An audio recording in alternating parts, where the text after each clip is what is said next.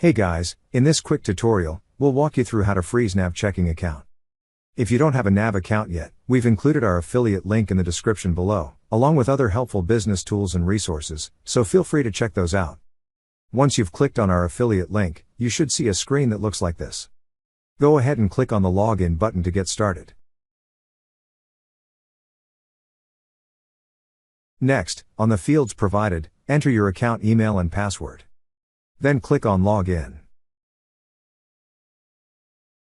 Once you're logged in, you will see several options at the left side of the screen. Click on the option for banking. On this page, you will see the list of your checking accounts. Click on the checking account you wish to freeze. At the upper right corner of the screen, you will see an option that says Manage Account.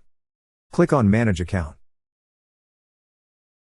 On the drop-down list, click on the option that says Freeze Account. A pop-up tab will then appear stating that you can unfreeze your account at any time. To proceed, click on Freeze Account. That's how you freeze your NAV checking account.